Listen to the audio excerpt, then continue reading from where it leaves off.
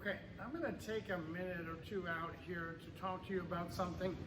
So if you're involved in Filipino martial arts and you're dealing with a numbering system, a striking system that tells you where to deliver the strike, angle 1, angle 2, 3, 4, 5, up to 25 or whatever your system goes up to. So what specifically, are those angles? And how do you better understand that to make the strikes more effective in a combat situation? A situation where you're in really, really deep trouble and you need those strikes to be effective. So what happens is sometimes we generalize, and I'm guilty of this myself for many years. So angle 1, we say, or people say, is at the temple. Angle 2 is at the temple. Angle 3 is at the rib cage. Angle 4 is at the rib cage. Angle 5 is a thrust. Angle 6 is a thrust. Angle 7 is a thrust. Angle 8 is a hit to the head. 9 is an uppercut. 10 is an uppercut. 11 is a downward hit. 12 is a downward hit. Okay? Good. Okay, good. Now, let's just break down angle number 1 for this video, okay? And so this video is for people who have trained in Filipino martial arts for some period of time. So if I say angle 1 is really anywhere between the temple and the shoulder, okay? So really it could be the collarbone, right? It could be the temple.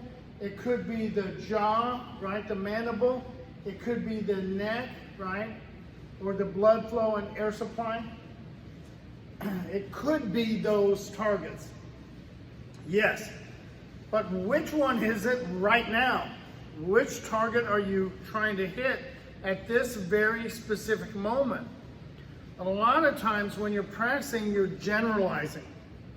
And so when you generalize, what you do is you kind of lose sight and understanding of what really should be happening is what is the intent of your strike? What is the intent? What is the desired outcome of that strike? So when I strike at the temple, what do I want to have happen? Do I want to hit him in the head and then he gets dizzy? Or do I want to hit him in the head and have that take a piece of meat off and blind him in that eye? Okay? Is my angle 1 at the temple or is it at the eyebrow? Or is it at the nose, right? Because that could be a target. Is it at the forehead or the top of the head? Is it at the mandible or the ear, like some people say? Is it striking at the neck, at the blood supply and the air supply? Is it striking at the collarbone? Because I want to shatter the collarbone, and that will cause motor function to be lost in that limb. It's just as good as hitting the hand. You just knock out the whole system over here. So what I want to do is practice specifically to strike that target in a way that's going to cause the most damage. And so I want to practice striking my number 1 angle with a re-tick and with a lob tick, right? Okay? So I want to practice striking that to take a piece of flesh off and to take out the eye permanently, right? I want to strike number 1 to hit the nose and take the nose off. Just completely obliterate the nose so that they cannot breathe, they cannot see, they cannot fight with that single blow. Okay? If I want to hit the collarbone, exactly how do I strike that? Okay? Because a lot of times you see the strike is delivered like that, or the strike is delivered like that. That's putting yourself in harm's way.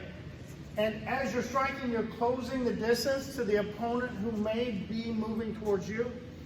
Probably a bad idea because you're going to end up striking, like I see many people do, with the middle or the last 3/4 of the stick.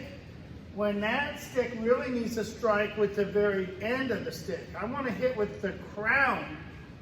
I don't want to hit with the green tape. I want to hit with the crown of the stick. And yeah, some of that is going to be on there, but I don't want to hit here.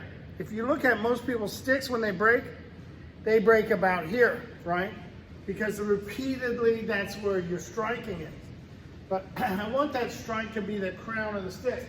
So when I strike the nose with the crown, that's going to do a lot of damage, right? If I strike the eye socket and that grazes off, and it can take the nose with it.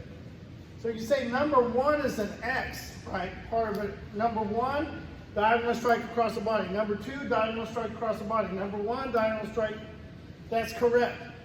But my number 1 might be diagonal, and it's just across the face, and it's that short 1, 2 is that short movement, and it's just diagonally across the face. So if you can see Bob here, that might be my 1 and 2 right here, as opposed to 1 and 2 right here. Okay, so take a little bit of time and think about that. What is your number 1 doing? Is it a grazing strike that's meant to take off pieces of skin? Or is it a heavy impact strike where you just want to knock the person out and not hurt them too bad? You know, the question I have is, what kind of situation are you in? Why are you in it? And then you can better understand what your striking should be like. But if you're not practicing for that, then I want to make that strike, and I want to do it from his left quadrant, right? I want to be here when I'm striking that. If I hit you moderately at that point, you're out of the fight. You're not fighting. You're looking for your eye. Okay? If I hit your nose like that, you're not fighting. You're incapacitated, right? If I hit your collarbone like that, you're going to be in a lot of pain, but you might keep fighting because I'm hitting your left side. You're going to maybe swing your stick. Maybe you won't.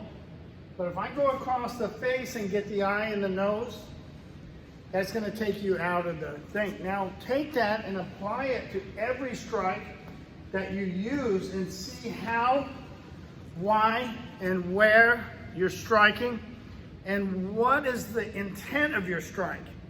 Because I believe in many cases, the intent of the strike is lost. It's left on the table and nobody really talks about it. Well, I want to hit this part of the body. I want to hit them in the head. I want to hit them in the neck. I want to hit from the neck to the temple. That's all angle 1. That's all correct. But when you're fighting the system, or you're fighting with the art, you can't do it. You can't do it like that. You can't generally strike an area and hope something lands. And you say, well, I'm going to hit. You're going to end up in the wrong place on your weapon, and you're going to end up with the wrong outcome of that strike. It's not going to do enough damage. It's not going to create trauma. It's not going to end the fight. And you should be trying to get the fight over with. You're fighting for sport, you know, we're talking about another thing, but really, you know, what are you trying to do? What's the intent of the strike? What's the target specifically? Let's look at that as we train. Then break down each and every one of your strikes. I don't want to do it on the video because that's going to take about 45 minutes. You can do that. And hey, if you hit me up, you know, send me a message. I'll help you with anything that you'd like. Any question you have, I'll be happy to help you. Rister International Martial Arts, Filipino Martial Arts, Wing Chun, JKD, Silat, grappling, anything you want, we have an answer.